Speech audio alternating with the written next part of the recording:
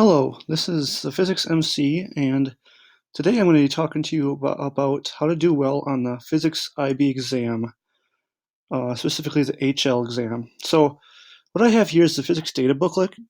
What I'm going to do is I'm going to go through each exam and also talk about what's going to be on each exam. So, let's start off with paper one. Paper one is going to be 40 multiple choice questions, and I have some sample questions here. I'll kind of go through them.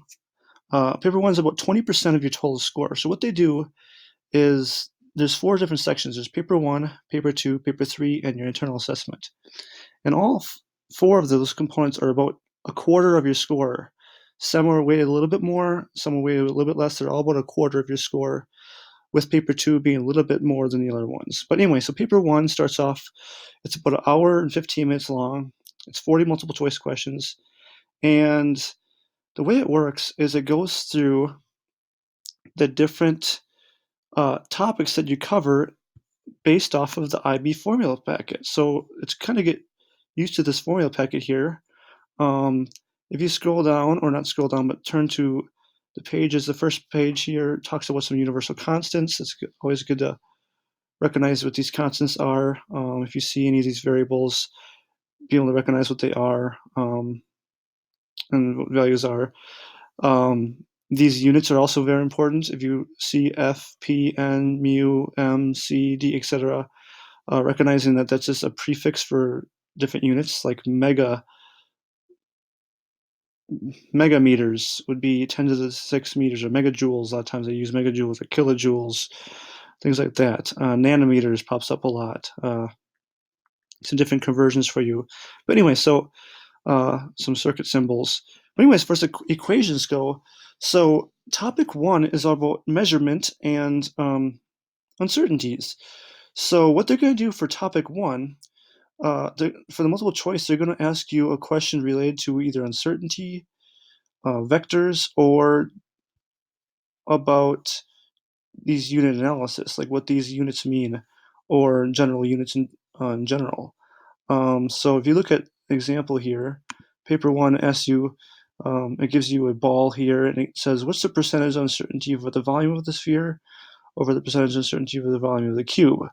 So it gives you some information about the sphere's lengths and the cube's lengths, and you have to figure out some stuff about that. And so really they only ask you like one, maybe two multiple choice questions about measurement uncertainty. Then it jumps to mechanics. Mechanics is the next topic.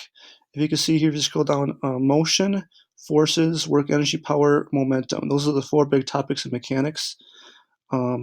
And so they're going to try to ask you a question about each topic. About motion, that's the SUVET stuff. About forces, F equals ma, like a free body diagram or a net force equation. They're going to ask you something about work, energy, power. Conservation of energy pops up a lot. And they're going to ask you something about momentum. So you kind of look through here. Oops. Here's some graph stuff about motion. And these are all just the SUVET stuff, just plotting SUVET on a graph. Here's some stuff about forces. Here's some stuff about momentum and energy. Here's some stuff about energy and power. Look at that. It went right in a row about these concepts. That's going to ask you something about, another concept about energy. It looks like they went a little more about energy. Energy pops up a lot. It's probably one of the more important topics, conservation of energy, that pops up. If you look at the next topic, it's all about thermodynamics. In general, like thermal concepts like Q equals mc delta T, Q equals ml, pressure, Pivnert. So the next questions you're going to see are going to be very similar to that. This is a question about power using Q equals mc delta T. They do this a lot.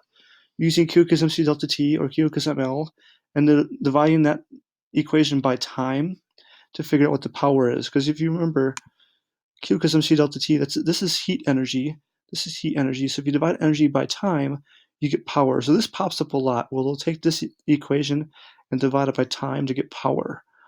So watch for that. Look for graphs and equations that do that.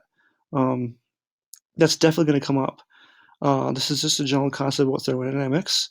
Then they usually like to go to oscillations in light. So really, the multiple choice paper is very like in order. So if you look at this, it's about waves. The next question is about either oscillations or speeds of waves or polarization or Snell's law or diffraction. So this is polarization, diffraction, refraction, constructive or destructive interference.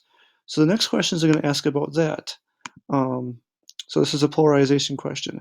Here's a harmonics question, which is basically an application of those topics.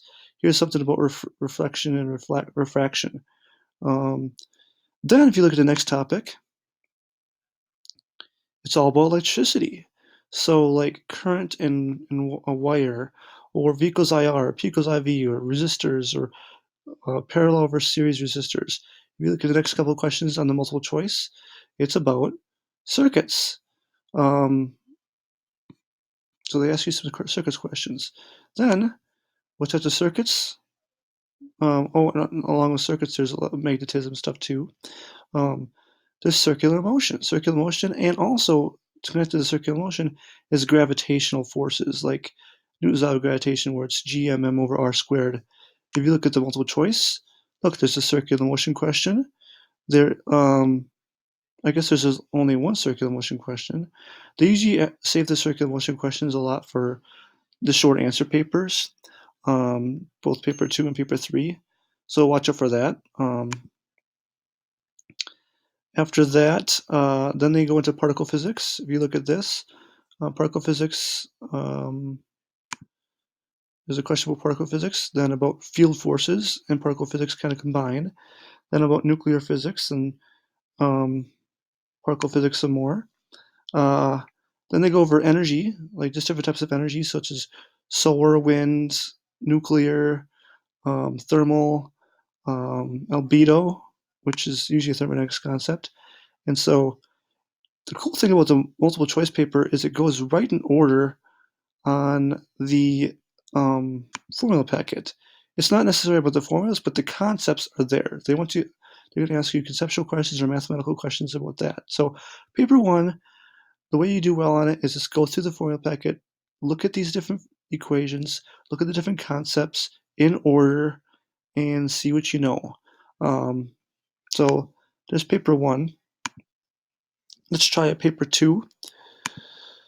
So let me rotate this for a bit,